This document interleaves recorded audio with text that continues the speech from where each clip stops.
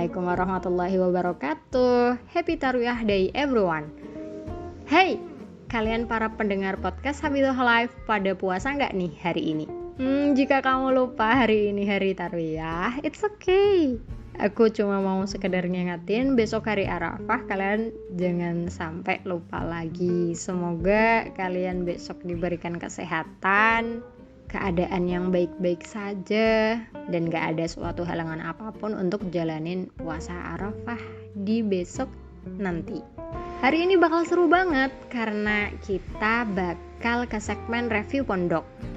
Segmen ini dipersembahkan teruntuk kalian yang ingin nyari pondok untuk ngafalin Quran, atau mungkin tabarukan, atau mungkin pindah pondok, yang tentunya kita bakal mengupas tuntas tentang sistem pembelajaran, biaya, kitab apa yang dipelajari, daily life-nya bagaimana, pantangan di pondok sana tuh apa aja, budayanya seperti apa, dan hal apa aja yang perlu kamu ketahui tentang pondok ini.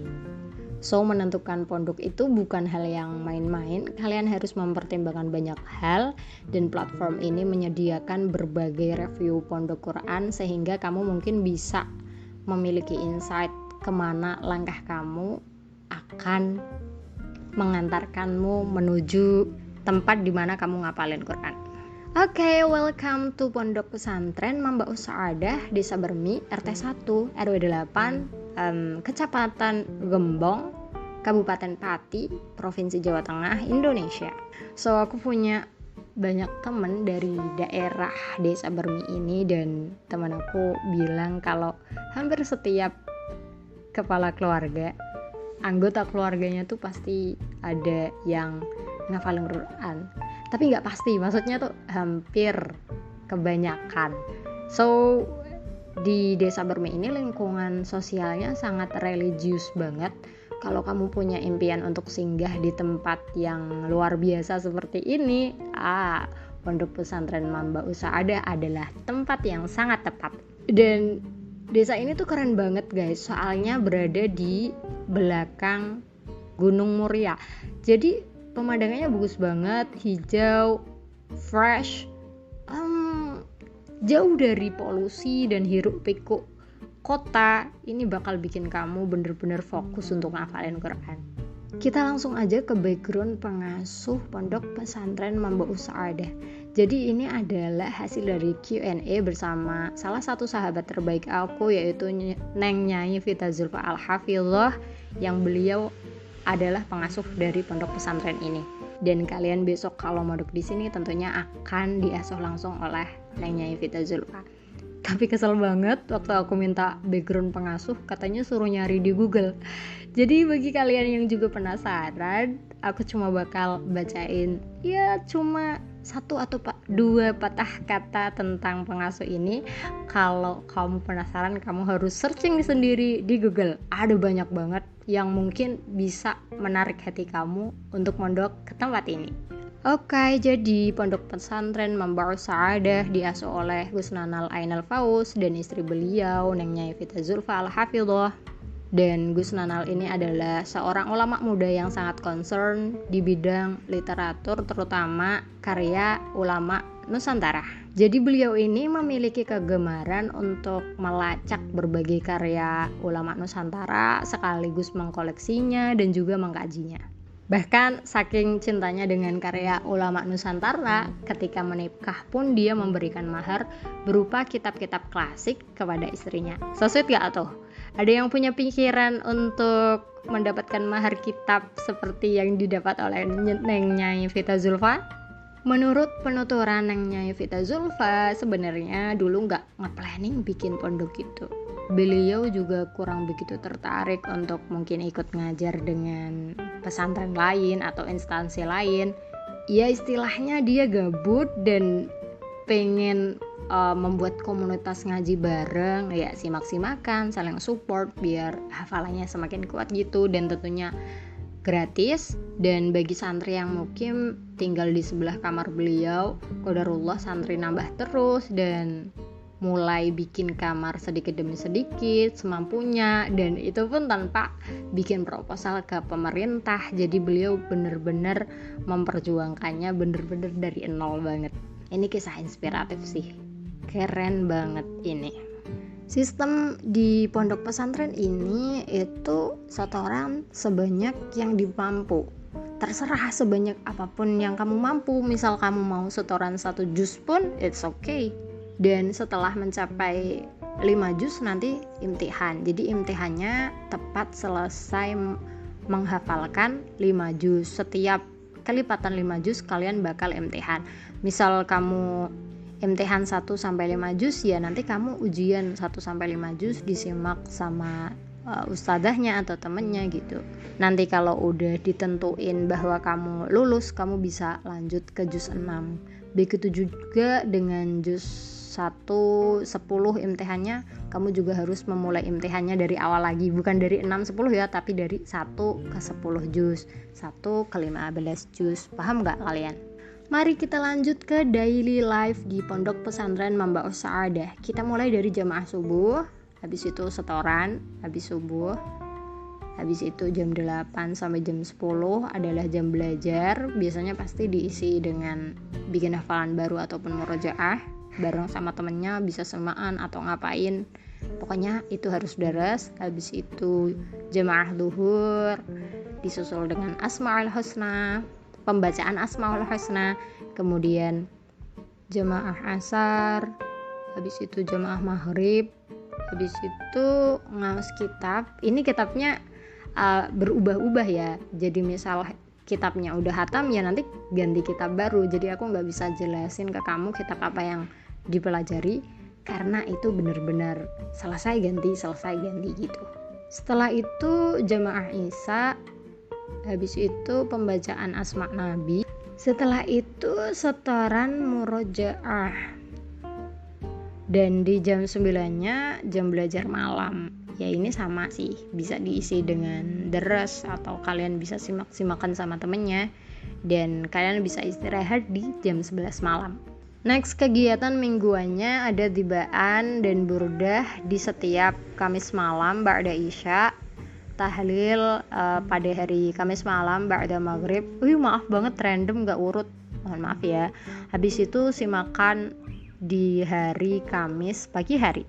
Untuk kegiatan tahunannya ada ziarah sekitar 3-4 kali per tahun, dan liburan bulan Maulid yaitu 7 hari, dan liburan bulan Syawal 20 hari. Kita lanjut ke bagian keuangan yang biasanya membuat kita berpikir lebih keras lagi. Oke?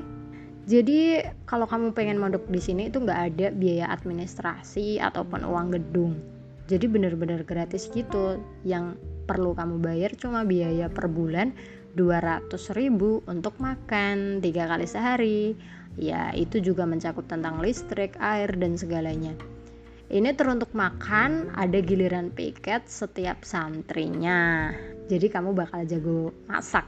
Dan yang piket ini bebas nentuin apa menunya. Jadi kamu jangan khawatir kalau nanti nggak sesuai dengan selera makan kamu. Aku yakin kamu bakal suka banget kok mondok di sana. Kamu juga bisa bawa beras dari rumah, nanti berasnya akan dibeli oleh seksi konsumsi, dan ini tentunya bikin kamu mengurangi biaya bulananmu. Kemudian syarat wisudanya, ini kan perlu dipertimbangkan juga ya. Kalian gak mau kan cuma mondok di tengah habis itu gak wisuda, aduh nanggung banget, harus diperjuangin sampai selesai loh ya. Syaratnya adalah hatam dan juga tes 30 juz. Kalau kalian mampu, staminanya kuat, sangat dianjurkan untuk melaksanakan riyadhah. Di podcast sebelumnya aku sempat beberapa kali mention tentang riyadhah ya. Jadi riyadhah adalah ngaji 30 juz sehari selama 40 kali. Bagi cewek, misal kalau mens ya di skip mensnya, nanti dilanjut waktu suci. Dan kalau semua prosesnya mulai dari udah hatam, udah tes, wisuda, dan riado, masih ada satu hal lagi yang harus kamu lakuin sebelum boyong, yaitu ngabdi di pondok minimal 6 bulan. Dan ini juga nggak dipungut biaya apapun, jadi kamu nggak perlu mikir, aduh aku harus jadi beban keluarga lagi nih, udah hatam masih harus ngabdi. Tenang, semua ada solusinya. Kalian bisa mengkomunikasikan apapun tentang keluh kesah atau kekhawatiran kalian kepada pengasuh. Tenang aja ya. Hal yang perlu kamu siapin kalau mondok di pondok pesantren Membaur Sa'adah. Yang pertama, niat.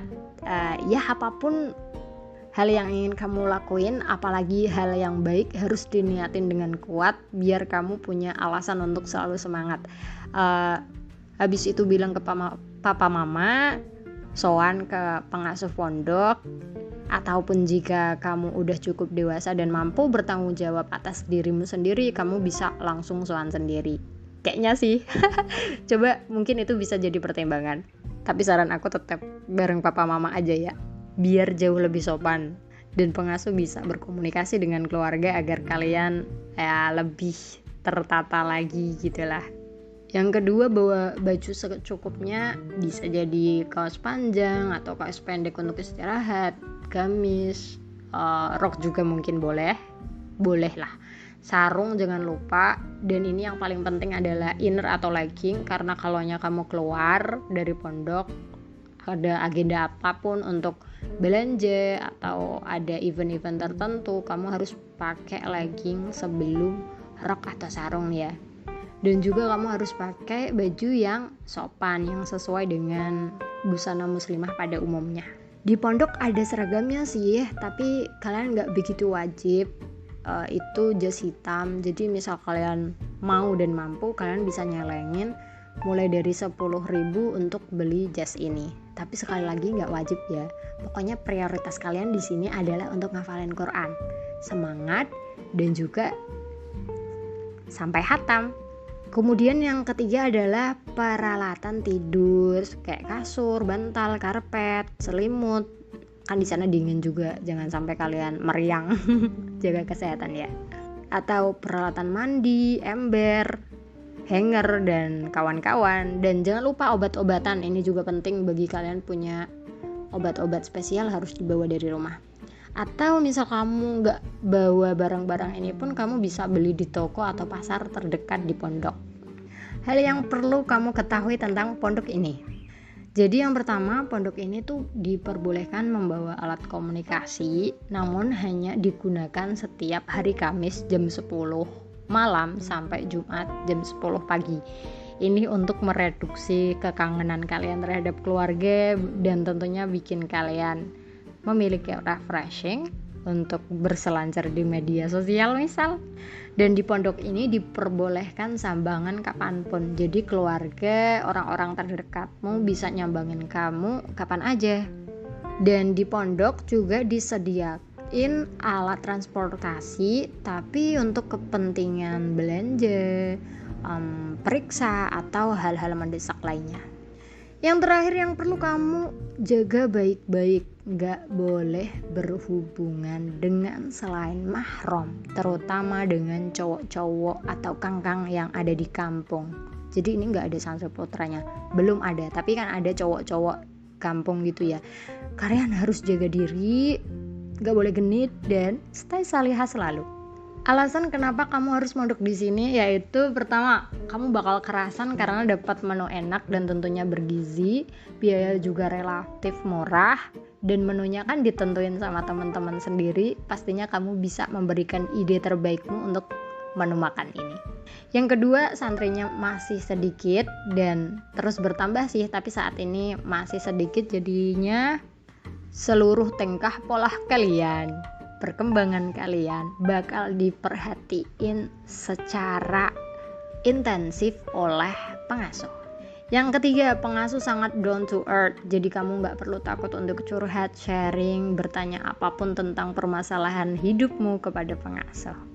Yang keempat, pondok pesantren ini sering banget kerawuhan kiai-kiai besar. Kalian tahu kerawuhan gak? Kedatangan tamu gitu loh.